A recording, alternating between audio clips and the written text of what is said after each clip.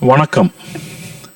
இப்போ புதிய ஏற்பாட்டிற்கான ஆதாரத்தை நாம பார்த்துருக்கிறோம். அதனுடைய வீடியோ என்னுடைய யூடியூப் சேனல்ல இருக்கு.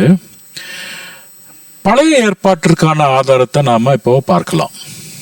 அதாவது பழைய ஏற்பாட்டு கையெழுத்து பிரதிகளின் நம்பக தன்மை. ஏன் நாம பழைய ஏற்பாட்டை நம்பணும், அதுக்கான பதில், அதுக்கான ஆதாரத்தை நாம இப்ப பார்க்கலாம். இப்ப பழைய ஏற்பாடு அப்படின்னு பார்த்தா, அதனுடைய ஆதாரத்தை பார்த்தா குறைந்தது 3 முக்கிய வழிகளில் அது பழைய ஏற்பாட்டை நமக்கு நம்பகமானதாக காட்டப்படுகிறது. அது என்ன 3 வகை அப்படின்னு பார்த்தா, உரை பரிமாற்றம் அப்படின்னு தமிழ்ல சொல்லுவோம். அதுக்கு ஆங்கிலத்துல டெக்ஸ்டுவல் டிரான்ஸ்மிஷன், அதாவது வரலாறு வழியாக நகலெடுக்கும் செயல்முறையின் துல்லியம், accuracy of copying process down history. So இது முதல் முறை. இரண்டாவது தொல்லியல் மூலம் பழைய ஏற்பாட்டை உறுதிப்படுத்துறது, அதாவது confirmation of the old testament through archaeology.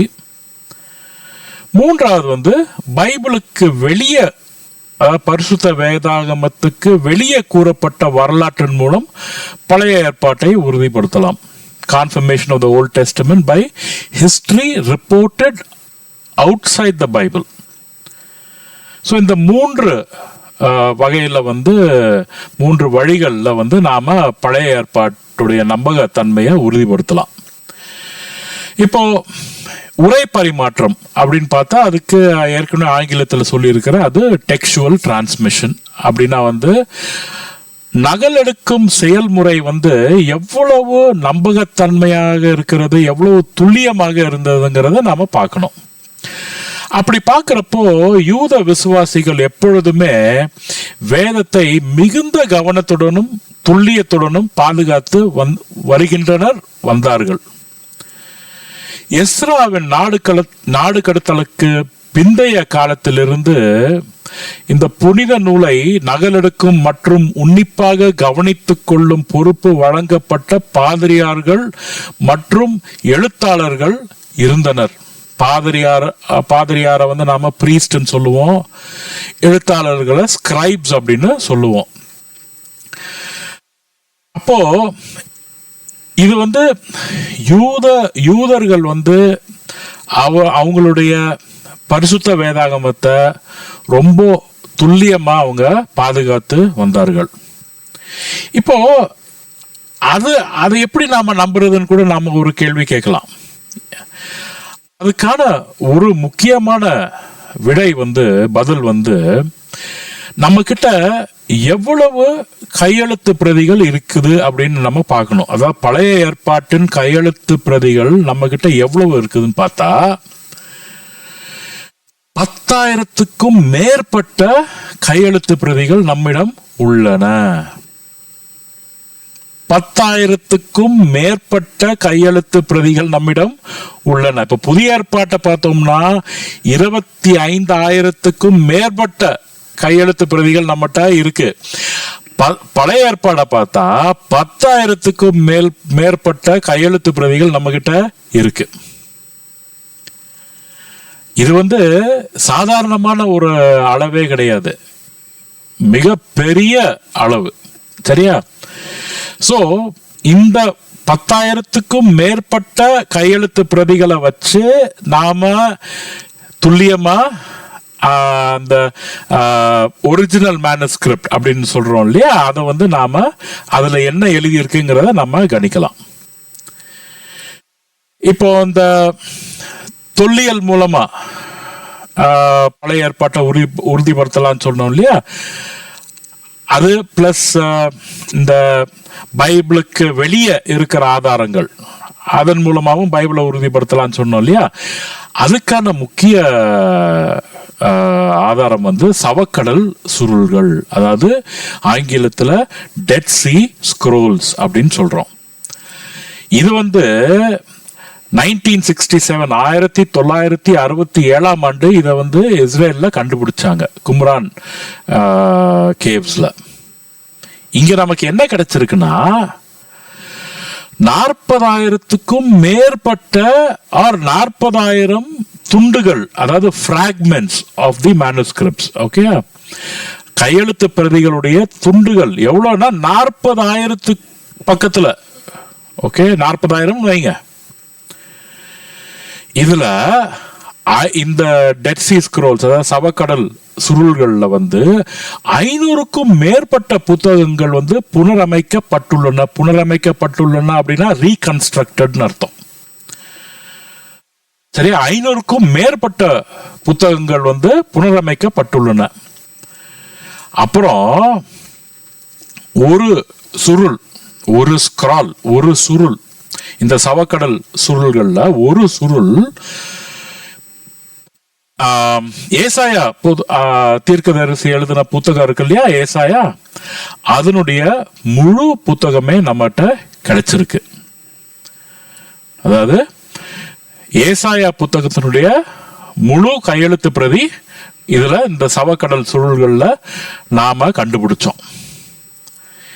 அப்போ அதை ஆராய்ந்து பார்க்கிறப்போ வல்லுநர்கள் என்ன சொல்றாங்கன்னா, இந்த ஏசாயா சுருள் இருக்கு இல்லையா, அது வந்து நம்ம கிட்ட, அதுக்கு முன்னாலேயே நம்ம கிட்ட இருந்த ஏசாயா சுருள், அதுக்கும் இந்த 1967 சவக்கடல் சுருள்கள்ல கண்டுபிடிக்கப்பட்டு எடுத்த அந்த ஏசாயா சுருளுக்கும் விரிவான நெருக்கம், அதாவது ஒரு பயங்கரமான ஒரு நெருக்கம் இருக்கு.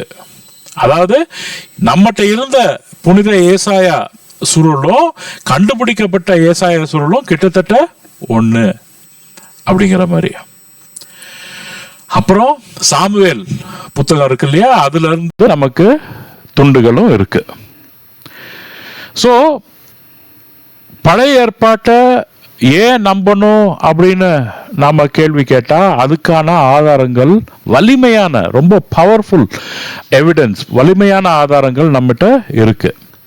இது தவிர தொல்லியல், அது ஆர்கியலாஜிக்கல் டிஸ்கவரிஸ், தொல்லியல் கண்டுபிடிப்புகள், அதுல முக்கியமானது வந்து டெட் சி ஸ்க்ரோல், சவக்கடல் சுருள்கள், அது ஒண்ணு. ரெண்டாவது வந்து தாவீது ராஜா வாழ்ந்தார் அப்படிங்கிறதுக்கான ஒரு கண்டுபிடிப்பும் இருக்கு. டெல் டான் ஸ்டெலே அப்படின்னு, தாவீது ராஜா வாழ்ந்தார் என்பதை இந்த கண்டுபிடிப்புல நிரூபிக்கப்படுகிறது. மூன்றாவது வந்து சில்வர் கெட்டஃப் ஹினம் ஸ்க்ரால்ஸ் அப்படின்ற இந்த கண்டுபிடிப்பும், அதாவது கேப்ரியல் பார்க்கே தலைமையிலான அகழ்வாராய்ச்சியில் கெட்டஃப் ஹினோமில் உள்ள புதைக்குழிகளின் தொடரில் 2 தாயத்துகள், தாயத்துகள்னா ஆமுலெட்ஸ் அப்படின்னு சொல்லுவோம் ஆங்கிலத்தில், அது வந்து தாயத்துகள்னு சொல்லலாம், இல்லைன்னா கழுத்தில் போட்டுக்கிற அந்த ஒரு வடிவமைப்புன்னு சொல்லலாம். இந்த 2 தாயத்துகள் கண்டுபிடிக்கப்பட்டுள்ளன. அது இதனுடைய டேட்டிங் வந்து கிமு 7ஆம் நூற்றாண்டை சேர்ந்தவை அப்படின்னு வல்லுநர்கள் சொல்றாங்க. ஒவ்வொரு தாயத்தும் ஒரு கல்வெட்டுடன் சுருட்டப்பட்ட வெள்ளித்தாள். இதை மொழிபெயர்த்த போது அவை பாதிரியார் ஆசீர்வாதம் உட்பட்ட பரிசுத்த வேதாகம பகுதிகளை வெளிப்படுத்தின. பாதிரியார் ஆசீர்வாதம் அப்படின்னா என்ன? எண்ணாகமம் 6ஆம் அதிகாரம் 24, 25, 26ஆம் வசனம், அது வந்து இந்த சுருள்ல கண்டுபிடிச்சிருக்காங்க. ஸோ நாம இப்ப என்ன சொல்றோம்னா, பழைய ஏற்பாட்டுக்கான ஆதாரம் என்ன அப்படின்னு கேட்கிறப்போ 10,000க்கும் மேற்பட்ட கையெழுத்து பிரதிகள் இருக்கு. அந்த கையெழுத்து பிரதிகளை வச்சு நம்ம அசல் நகல் வந்து என்ன எழுதியிருக்குங்கிறத கண்டுபிடிக்கலாம்.